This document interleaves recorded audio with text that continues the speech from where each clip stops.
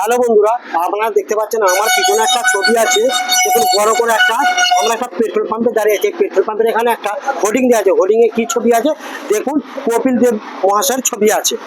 এই কপিল দেব মহাশয় উনি আমাদের ভারতবর্ষকে ক্রিকেটে জয়ী করেছিলেন। 1983 সালে ক্রিকেটে জয়ী করে হাতে আমাদের স্মারকলিপি তুলে দিয়েছিলেন ভারতবর্ষে। উনি খেলোয়াড় এবং কোচ, অথচ দেখুন উনার ভারতবর্ষের মানুষ ছোট বড় বাচ্চা সবাই উনাকে চেনেন। আজকে উনার তো অভাব বলে কিছু নেই, উনি তো ভালোই নাম যশ সবই পেয়েছেন, অথচ সামান্য কিছু টাকার জন্য দেখুন উনি আজ কিসের আর দিচ্ছে। দেখুন কমল পছন্দ পান মশলা, এই পান মশলা বা গুটখা, এই পান মশলা বা গুটখা খেলে কি হয় দেখবেন মাউথ ক্যান্সার, বিভিন্ন রকম রোগের উপশম আসে। এবং এই নিয়ে উনি নিজে খান নাকি সেটা জানা নেই, অথচ উনি কি করছেন, উৎসাহ করছেন মানুষকে যে না আমি অ্যাড করছি, আপনারা খান, আপনারা বেশি বেশি করে খান। আরে আজকে উনি বুঝতে পারছেন না যে সামান্য কটা টাকা রোজগার করার জন্য যে উনি যুব সমাজকে কোথায় ফেলে দিচ্ছে।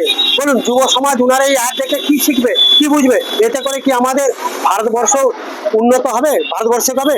এতে করে উনার এই অ্যাড দেখে আমাদের ভারতবর্ষের জনগণের লজ্জা উচিত, এবং উনার এই অ্যাড দেওয়াকে আমরা ধিক্কার জানাই এবং লজ্জা উচিত। উনি সামান্য কয়েকটা টাকা রোজগার করার জন্য এইভাবে এরকম একটা অ্যাড দেয়। এ নিয়ে আপনাদের কি মতামত কমেন্ট বক্সে জানাবেন। জয় হিন্দ।